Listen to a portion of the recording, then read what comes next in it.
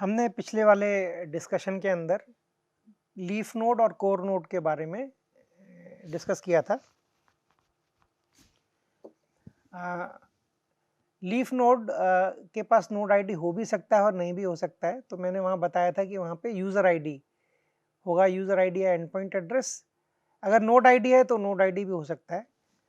शुरुआत हमने इस तरीके से की थी कि हम पहले जानना चाहते थे कि किसी नोड के ऊपर कौन कौन सी एंट्रीज हमको मेंटेन करनी पड़ेंगी डीएचटी के अंदर। Distribute hash table basically data store करने के लिए है, जिसमें की और वैल्यू पेयर्स को हम स्टोर करते हैं। कौन कौन सी की वैल्यू पेयर हम आइडेंटिफाई कर सकते हैं, बात शुरुआत वहाँ से हुई थी।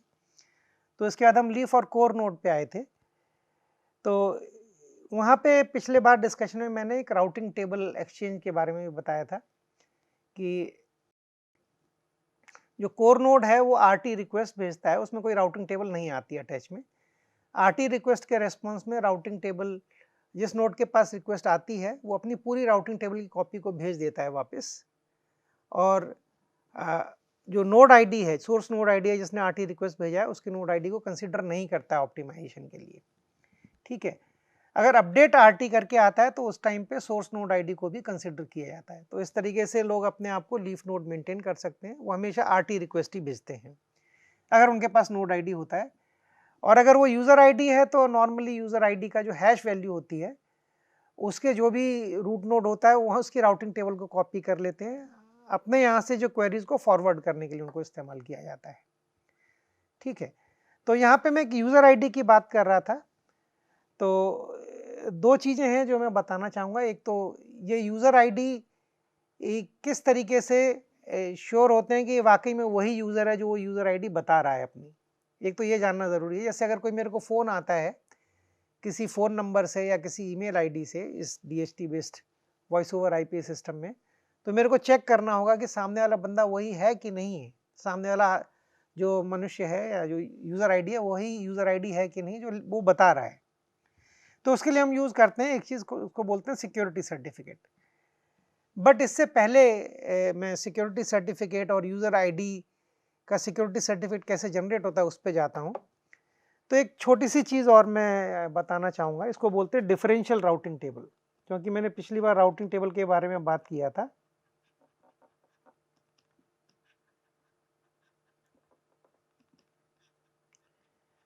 तो मैंने जब पिछली बार जब राउटिंग टेबल के नियम कैसे मैनेज होती है वो जब बताए थे, उसमें सिद्धांत ये था कहीं से मेरे को अगर अपडेट रिक्वेस्ट आती है, अपडेट आरटी करके, और वो अपनी राउटिंग टेबल मेरे को भेजता है, तो मेरे को उसका सोर्स नोड आईडी पता होगा। वो अपनी पूरी राउटिंग टेबल मेरे को भेजेगा, उसको मैं इस्तेमाल करूँगा अपनी राउटिंग टेबल को अपडेट करने के लिए। उसमें सोर्स नोड आईडी को भी मैं इस्तेमाल करूँगा अगर वो ऑप्टिमम है किसी एंट्री के लिए कि नहीं, तो राउटिंग टेबल अपडेट कर दूंगा। ठीक है, और रेस्पॉन्स के अंदर मैं अपनी राउटिंग टेबल को अपनी रेस्पॉन्स में राउटिंग टेबल को मैं भेज दूंगा अपनी। ठीक है, वो ऐसे आर्गूमेंट जाएगी इसके अंदर, तो जिसने मेरे को अपडेट आरटी भेजा था उसको मिल जाएगी। इसके अलावा मैं पीरियोडिकली अपनी राउटिंग टेबल में जितनी एंट्रीज हैं उनको मैं अपडेट आरटी भेजूंगा, जिसमें मैं अपना सोर्स नोड आईडी डालूंगा, अपनी आरटी को कॉपी करूंगा। ठीक है, ये सोर्स नोड आईडी मेरा करंट नोड आईडी हो जाएगा, जो क्योंकि मैं करंट नोड अपनी बात कर रहा हूँ, मैं अपने आप को एक नोड मान रहा हूँ यहाँ पर। इसको उन सारी एंट्रीज को, जितनी भी एंट्री है मेरे पास राउटिंग टेबल में, उनको भेजूंगा। तो अगर मैं किसी और की राउटिंग टेबल में हूँ तो अपडेट आरटी मेरे पास वहाँ से मिलेगी, जबकि मैं पीरियोडिकली उसको नहीं भेज रहा हूँ। ये कुछ समय के बाद मेरे को करनी पड़ती है, अंदाजन हम लोग हर 15 मिनट में इस चीज़ को करते हैं, इसको कम उस पर भी कर सकते हैं। लेकिन इस मैकेनिज्म में इसके अलावा एक आरटी रिक्वेस्ट था जो मैंने एक नया ऐड किया था पिछली बार, ये लीफ नोड भेजते हैं। ठीक है, तो उनके पास इनका सोर्स नोड आईडी मेरे को मिल सकता है और मिल भी नहीं सकता है, दोनों पॉसिबिलिटी हैं, ये ऑप्शनल है।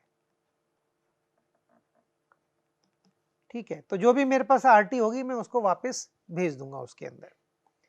ठीक है, तो इसका मेरे को रेस्पॉन्स देना होगा। रेस्पॉन्स जो होगा, जिसको भेजा जाता है वो अपनी आरटी की पूरी कॉपी को भेज देता है, इसका मतलब ये होता है। लेकिन इसमें राउटिंग टेबल चूंकि बहुत बड़ा साइज है, मतलब बृहस्पति में चूंकि हम कॉर्ड और टेपेस्ट्री को कंबाइन करके एक हाइब्रिड टेबल लिख सकते हैं, तो उसमें 120 एंट्री होती हैं।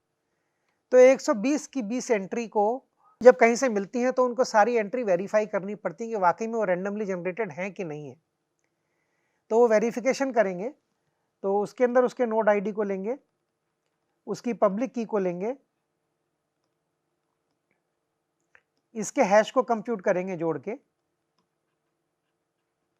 ठीक है। और यहाँ पे ऑलरेडी साइंड हैश होगा, इस साइंड हैश को मैं इस पब्लिक की को इस्तेमाल करते हुए डिक्रिप्ट करूंगा, दूसरी हैश वैल्यू को रिकवर करूंगा। अगर ये दोनों बराबर होती हैं तो हमारा ये रैंडमली जनरेटेड नोड आईडी है, अदरवाइज नहीं है। मैं अदरवाइज रिजेक्ट कर दूंगा उस एंट्रीज को, मैं कंसीडर नहीं करूंगा ऑप्टिमाइजेशन के लिए।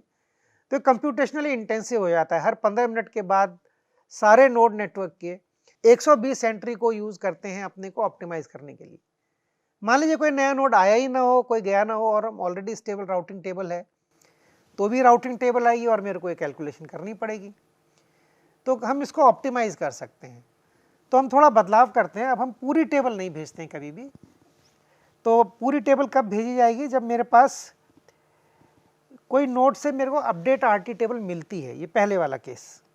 यहाँ पे मैं पूरी राउटिंग टेबल भेजूंगा, क्योंकि मेरे को मालूम नहीं मैंने पिछली बार उसको कब भेजी थी या नहीं भेजी थी। कोई भी नया नोड है, मेरे पास एंट्री उसकी है नहीं, ठीक है, और उसकी वजह उसको मैं अपनी पूरी राउटिंग टेबल भेज दूंगा। अब दूसरी बात, कहीं से मेरे को राउटिंग टेबल मिली, मेरी राउटिंग टेबल में कुछ बदलाव आया, ठीक है। जो भी बदलाव आएगा मेरी राउटिंग टेबल में, वो जो खाली बदलाव हैं, वो चेंजेस हैं, उनको मैं डिफरेंशियल, एक्चुअली क्या क्या डिफरेंसेस आए हैं खाली उनका रिकॉर्ड बनाऊंगा। जो चेंजेस हैं, मान लो कोई भी चेंज नहीं है तो नल है, तो मेरे को किसी को भेजने की ज़रूरत नहीं है, नल भेजूंगा मैं सबको, तो एंट्री बहुत कम हो जाएंगी, ठीक है, जो मैं दूसरे लोगों को भेज रहा हूँ। और बदले में वहाँ से ख़ासतौर पे ये बहुत बढ़िया तब काम करेगा जबकि ये दूसरा नोड मेरी एंट्री में है और ये में है, तो मैं दोनों एक दूसरे को नल भेज के एक्टिवली मेंटेन कर सकते हैं। अगर दूसरा नोड मेरे राउटिंग टेबल में है बट मैं उसके में नहीं हूँ, तो मेरे को पूरी राउटिंग टेबल वापस भेजेगा वो। हाँ, उसके लिए मेरे को कंप्यूटेशन करना पड़ेगा, लेकिन इसकी कंप्यूटेशन कम हो जाएगी, इसकी कंप्यूटेशन बच जाएगी। तो इसके अंदर हम खाली डिफरेंशियल चेंजेस भेजते हैं यहाँ पर।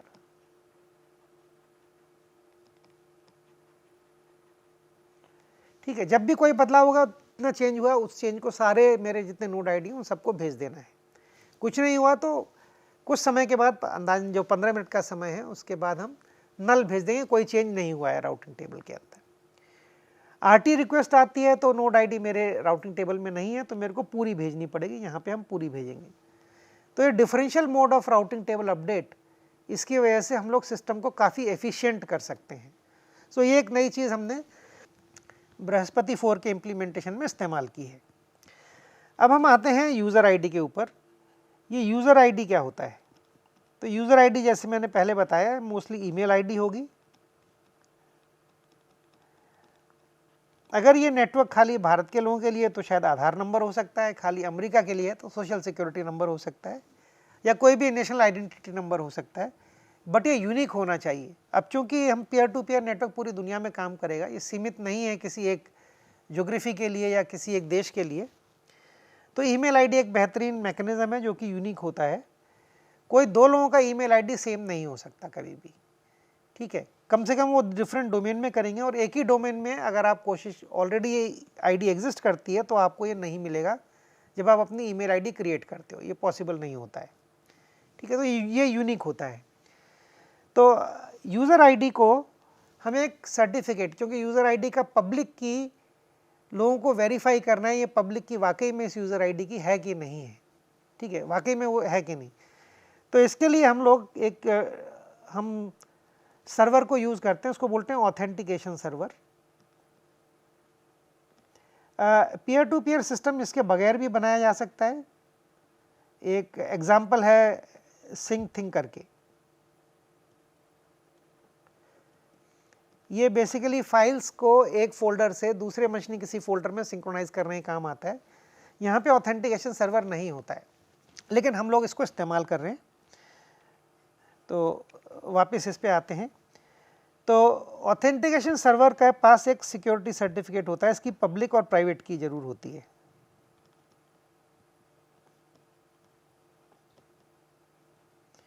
प्राइवेट की इस ऑथेंटिकेशन सर्वर के पास ही रहती है, किसी को शेयर नहीं की जाती।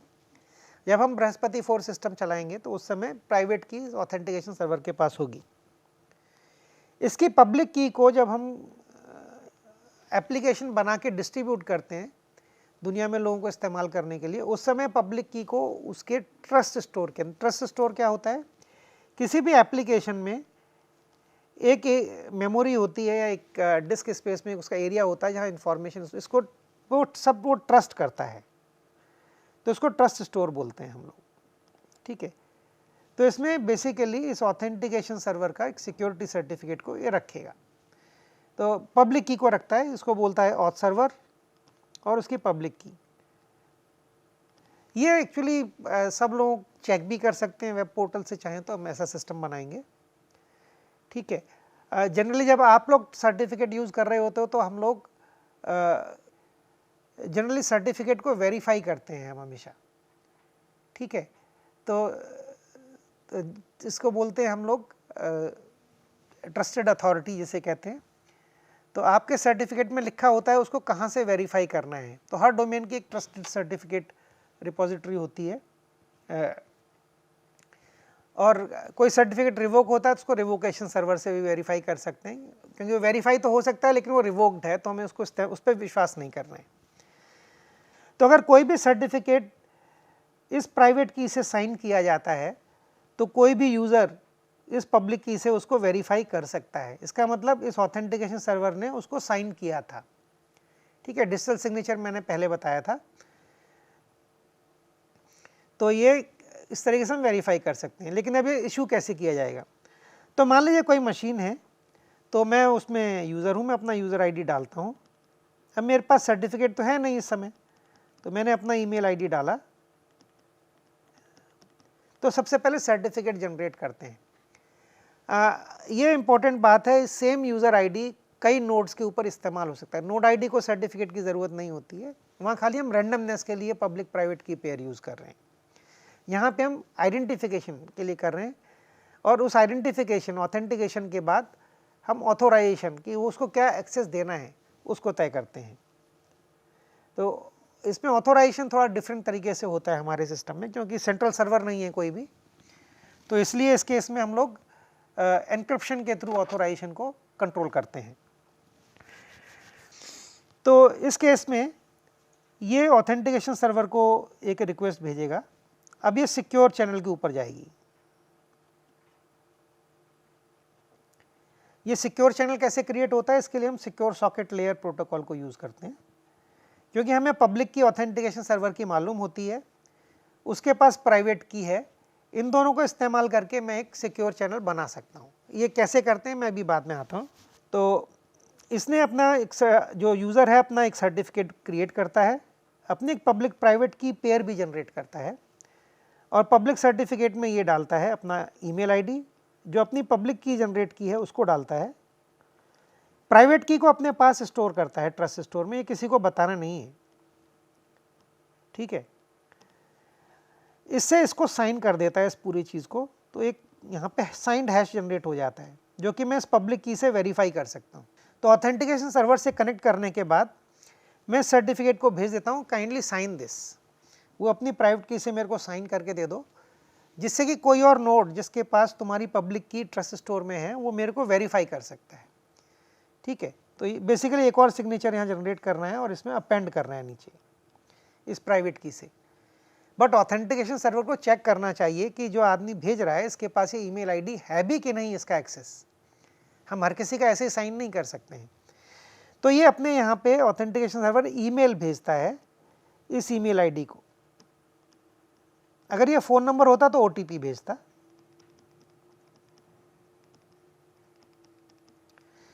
तो इसके बाद इसने ईमेल भेजा, ईमेल में ओटीपी मिलेगा। यहाँ पे इस कम्युनिकेशन चैनल में इसको चैलेंज करेगा, मेरे को ओटीपी बताओ। अगर इस यूज़र के पास वो वाकई में ईमेल का एक्सेस है तो वो ओटीपी को पढ़ लेगा और ओटीपी को यहाँ पे एंट्री करेगा, ओटीपी वापस जाएगा। इसको मालूम है कि मैंने क्या OTP भेजा था। अगर ये जो भेजा गया OTP और जो बताया गया OTP दोनों बराबर हैं, इसका मतलब ये यूज़र सही है। तो इस पूरे डाटा को, यहाँ से लेकर यहाँ तक, इस पूरे डाटा को अपनी प्राइवेट की से साइन करके ये वापस भेज देगा। ये होता है पूरा का पूरा एक सिक्योरिटी सर्टिफिकेट। यहाँ से लेकर यहाँ तक ये पूरा सिक्योरिटी सर्टिफिकेट है, जो कि अब ये यूज़र अपनी आइडेंटिटी को प्रेजेंट करने के लिए इस्तेमाल करेगा। ठीक है, इसको ही हम लोग वहाँ पे यूज़र आईडी हम जो बोल रहे थे वो है। अभी लोग ऑथेंटिकेट कैसे करेंगे, तो यहाँ पे मैं पहले बताता हूँ सिक्योर चैनल कैसे क्रिएट होता है। खाली अगर एक साइड का पब्लिक और प्राइवेट की पता है तो ये पब्लिक की चूँकि सबको मालूम है इसलिए पॉसिबल है। और फिर दो यूज़र जिनके पास सिक्योरिटी सर्टिफिकेट है वो कैसे आपस में एक दूसरे को ऑथेंटिकेट करते हैं और किस तरीके से वो एक सिक्योर चैनल क्रिएट करते हैं, उस पर आते हैं। ठीक है, ये कुछ सिक्योर सॉकेट लेयर का ही थोड़ा बदला हुआ स्वरूप है जो कि हम बृहस्पति 4 में इस्तेमाल कर रहे हैं। तो सबसे पहले हम ऑथेंटिकेशन सर्वर पे आते हैं, सिक्योर चैनल क्रिएट करने का मैकेनिज्म। तो इसको इसकी पब्लिक की मालूम है, तो ये एक रैंडम नंबर जनरेट करता है नोड। ठीक है, इसको रैंड ए बोलते हैं। इस रैंड ए को ये पब्लिक की से एनक्रिप्ट कर देता है, पब्लिक की ऑथ सर्वर की, और इसको ये यहाँ पे भेज देता है। बीच में मान लीजिए कोई और इसको पढ़ भी लेता है, वो रैंड ए को ढूंढ नहीं सकता, खाली ए को मालूम है। ऑथ सर्वर के पास इसके कॉरेस्पॉन्डिंग प्राइवेट की ऑलरेडी है, इसको इस्तेमाल करके ये रैंड ए को निकाल सकता है। ठीक है, इस रैंड ए को निकालने के बाद ये एक और रैंडम नंबर जनरेट करता है, इसको बोलते हैं रैंड बी। रैंड बी और रैंड ए को निकाल के एक केस यहाँ पे बनाता है सिमेट्रिक की।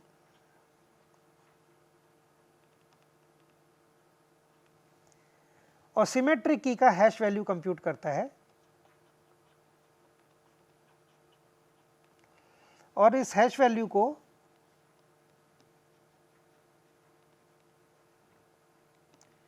और रैंड बी को वापस भेजता है। अभी अनएनक्रिप्टेड है यहाँ पर। ठीक है, अगर रैंड बी को किसी ने छेड़ दिया तो रैंड ए को इस वाली की का पता नहीं चलेगा। सिमेट्रिक की क्या है, क्योंकि सिमेट्री का हैश वैल्यू तो ये है, ये दूसरी कोई सिमेट्रिक की कंप्यूट करेगा और उसका हैश वैल्यू इसके साथ मैच नहीं करेगा तो फेल हो जाएगा। हैश वैल्यू को टेम्पर कर दिया तो भी काम नहीं करेगा। और कोई इसको पढ़ भी लेता है तो वो सिमेट्रिक की को नहीं निकाल सकता, क्योंकि उसको रैंड ए नहीं पता है। ठीक है, ये जब वापस यहाँ पे आता है, इसको रैंड ए मालूम है, ये रैंड बी इसको मिल गया है, इन दोनों कंबाइन करके ये सिमेट्रिक की बनाता है। उसका हैश वैल्यू कंप्यूट करता है। ये हैश वैल्यू और ये हैश वैल्यू अगर मैच कर जाती हैं तो सब कुछ ठीक है, कुछ गड़बड़ नहीं हुआ है इसका मतलब। तो ये सिमेट्रिक की को अब ये लोग आपस में कम्युनिकेट करने के लिए इस्तेमाल करते हैं। इस तरीके से सिक्योर चैनल बन जाता है। ये सिमेट्रिक की खाली ए को और ऑथ सर्वर को ही मालूम है। ये किया जाता है इस नोड और इस ऑथेंटिकेशन सर्वर के बीच में, इसके और इसके बीच में कम्युनिकेशन, सिक्योर कम्युनिकेशन के लिए। अब ये सर्टिफिकेट जब बन चुका तो सर्टिफिकेट का इस्तेमाल कैसे होता है। तो मान लीजिए मेरे पास नोड ए है और नोड बी है, दोनों के पास अपने अपने सिक्योरिटी सर्टिफिकेट हैं। वो सर्टिफिकेट ऑथ सर्वर के प्राइवेट की से साइन हुए हैं और ऑथ सर्वर की पब्लिक की दोनों के ट्रस्ट स्टोर में मौजूद है। तो दोनों के पास पब्लिक की जो है ऑथ सर्वर की दोनों के पास मौजूद है। ये जब हम एप्लीकेशन बना के डिस्ट्रीब्यूट करेंगे उसके अंदर ही डाल के हम लोग दे सकते हैं। ठीक है, या हम मैकेनिज्म बना सकते हैं, वेबसाइट से डाउनलोड कर सकते हैं, आप वेबसाइट को वेरीफाई कर सकते हो।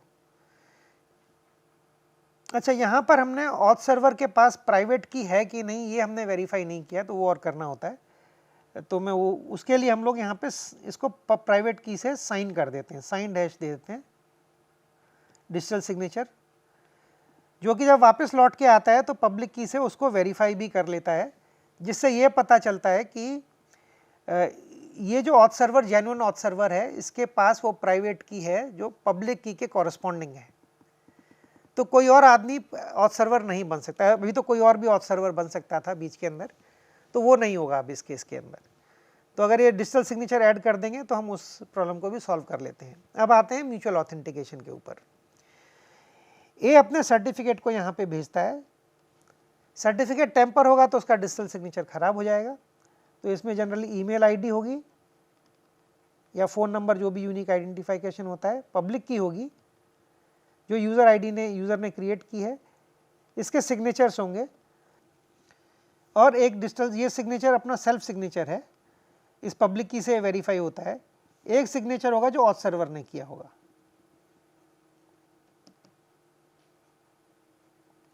यहाँ पे एक और चीज़ जोड़ी जाती है, इसको बोलते हैं टाइम स्टैम्प। ये कब सिग्नेचर किया गया था और उसमें कभी एक्सपायर होगा, वो सब इंफॉर्मेशन यहाँ पे जोड़ी जाती है जो ऑथ सर्वर करता है। तो वो मैंने अभी बताया नहीं है, लेकिन जनरली ऐसा होता है। ठीक है, तो ये अब कोई और टेम्पर नहीं कर सकता। इस समय के बाद इस सर्टिफिकेट पे विश्वास नहीं करना है, दूसरा सर्टिफिकेट आपको इशू करना पड़ेगा। तो हम लोग जनरली अपने बृहस्पति 4 सिस्टम के अंदर इसको हर 1 साल के अंदर सर्टिफिकेट इशू करने का हमने प्रावधान किया हुआ है। तो ए ने सर्टिफिकेट भेजा।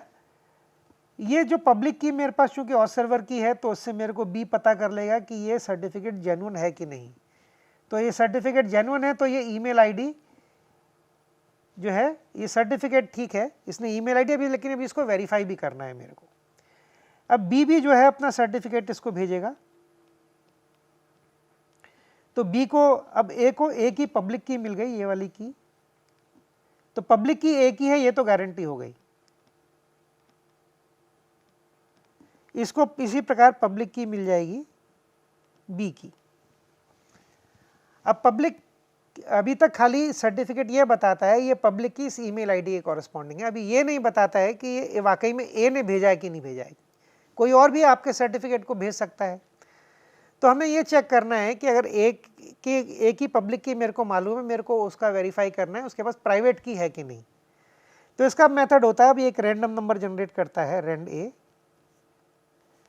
इसको एनक्रिप्ट करता है पब्लिक की ऑफ बी से। तो अगर उसके पास प्राइवेट की होगी तो वो ये निकाल लेगा रैंड ए को, अदरवाइज नहीं निकाल सकता है वो। तो अगर इसके पास है तो ये रैंड ए निकाल लिया इसने, वरना यहीं पर ये फेल हो जाएगा। अब ये क्या करेगा, ये रैंड ए को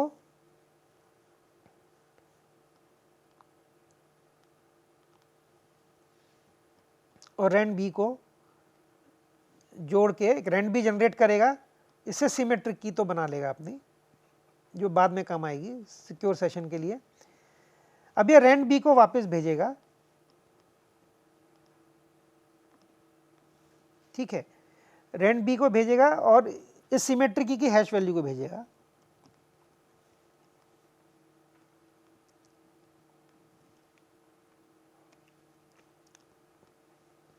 इसको भेजेगा अब ये पब्लिक की ऑफ ए से एनक्रिप्ट करके।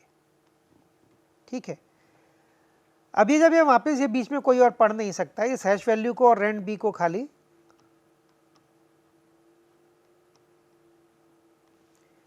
ए पढ़ सकता है। ए अब रैंड बी को निकाल के अब ये सिमेट्रिक की निकालेगा और उसकी हैश वैल्यू निकाल के उस हैश वैल्यू को कंपेयर करेगा। अगर ये मैच कर गया तो ये दोनों ठीक हैं। इस सिमेट्रिक को अब हम लोग यहाँ पे दोनों लोग as a communication security certificate, यहाँ से जो भी जाएगा इसी की से एनक्रिप्ट करेंगे, दूसरी तरफ उसको डिक्रिप्ट करेंगे। और ये सेशन के लिए होगी, प्रीवियस कोई भी की पे डिपेंडेंट नहीं होती है। यहाँ पर पहला हमने वेरीफाई किया पब्लिक की ए की है कि नहीं, ये उस पब्लिक की को इस्तेमाल करके कि वो दूसरे नोड के पास उसके कॉरस्पॉन्डिंग प्राइवेट की है कि नहीं। ठीक है, इसी प्रकार ए बी के बारे में पता करता है और ये लोग एक सिक्योर चैनल बना लेते हैं। इसको प्रोसेस को हम बोलते हैं म्यूचुअल ऑथेंटिकेशन। तो इस प्रकार हमने अभी यूज़र आईडी किस तरीके से हम लोग क्रिएट करते हैं, ऑथेंटिकेट करते हैं, सर्टिफिकेट करते हैं, ये हमने जाना। अगले वाले डिस्कशन के अंदर हम लोग अब देखेंगे कि हम क्या क्या वैल्यूज़ को हम DHTs के अंदर, डिस्ट्रीब्यूटेड हैश टेबल वाले नेटवर्क के अंदर कैसे क्या क्या स्टोर करेंगे जो हमें ज़रूरत होगी। तो अगले सेशन में हम उसको डिस्कस करेंगे। Thank you.